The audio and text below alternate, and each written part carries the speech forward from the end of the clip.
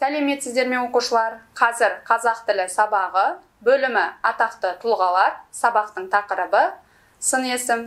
Сабақтың мақсаты мәтін мазмұны бойынша пікір білдіруге бағытталған сұрақтар құрастыру және жауап беру. Оқушылар, сын есім дегеніміз заттың түсін, көлемін, сапасын білдіретін сөз табы. Сұрақтары қандай, қай. Мысалы, қызыл алма. Қандай алма? Қызыл алма. Оқушылар, бұл жерде алманың түсін білдіріп тұр.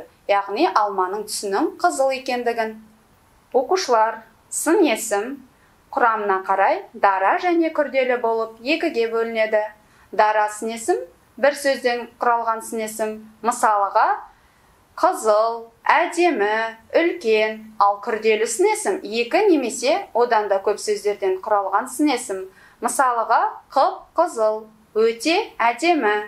Оқушылар, қазір оқулықпен жұмыс жасаймыз. 49-шы жаттығу. Мәтінді оқы. Менің бабам Имаш орта бойлы, орақ мұрын, от жанарлы кісі болатын. Әкем Момынәлі сол шымыр шалдың 4-ші перзенті екен. Оны жұрт момыш деп кеткен. Әжемнің аты қыз тумас еді. Қартайғанда сары кемпір атанған. Жарықтық аса ажарлы, ақ дидарлы кісі болатын. Оқушылар, мәтіннен сын есімдерді тауып, олардың дара немесе күрделі екенін айтыңыздар. Оқушылар, жоғарыда айтып кеткенімдей, дара сын есім бір сөзден құралған сын есім, ал күрделі сын есім екі немесе одан да көп сөзден құралатын сын есім. Оқушылар, мәтінде қандай деген сұраққа жауап беріп тұрған сөздерді табайық.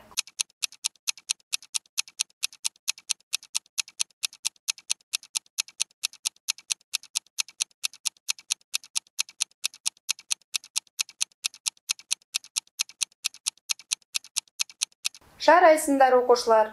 Мәтінде орта бойлы, орақ мұрын, от жанарлы, шымыр, сары, аса ажарлы, ақ дидарлы осы сөздер қандай деген сұраққа жауап беріп тұр. Оқушылар, мәтінде бір сөзден құралған сын есім бұл сары, шымыр, яғни бұлар дара сын есім. Ал екі сөзден құралып тұрған сын есімдер бұлар орта бойлы, орақ мұрын, от жанарлы, аса ажарлы, ақ дидарлы осы сын есімдер күрделі сын есімдер. Оқушылар, мәтіннің авторы кім?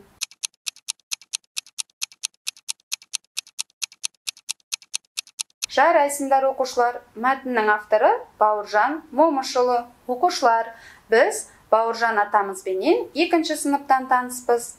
Бауыржан Момышұлы 1910 жылы Жамбыл облысында дүниеге келген.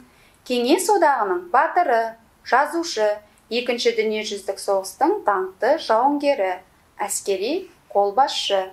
Оқушылар, 50-ші жаттығу, өлеңді оқып, жадқа жаз. Ала таңнан тұрып ап, құба жонға барамын, ақ боз атқа мініп ап, жұлдыз дайын ағамын.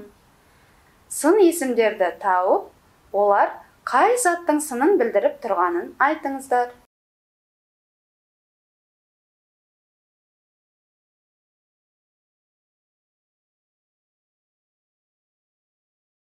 Оқушылар, 51-ші жаттығу.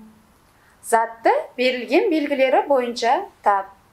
1-ші сопақ, қызыл, ащы, жыртқыш, қу, ашық, жылы, суық, сұр, қорқақ. Оқушылар, бұл жерде заттың белгілері берілген. Сол белгілері бойынша қай зат екенін табыңыздар.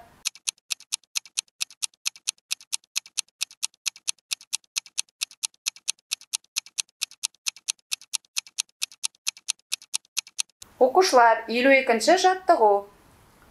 Заттың сынын білдіретін сөздерді тұсындағы тиісті сөздермен сәйкестендір.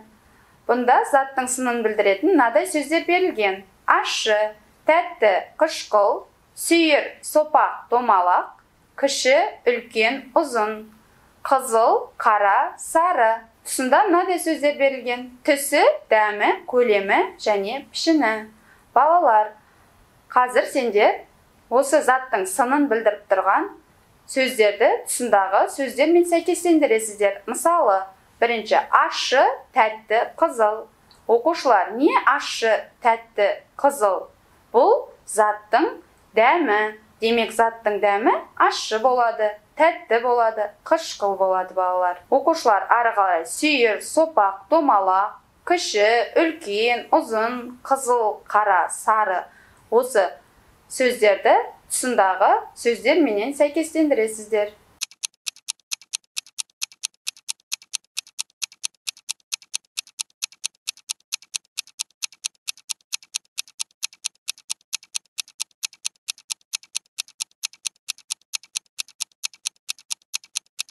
Оқушылар, бүгінгі сабақта не білдік, яғни не үйрендік?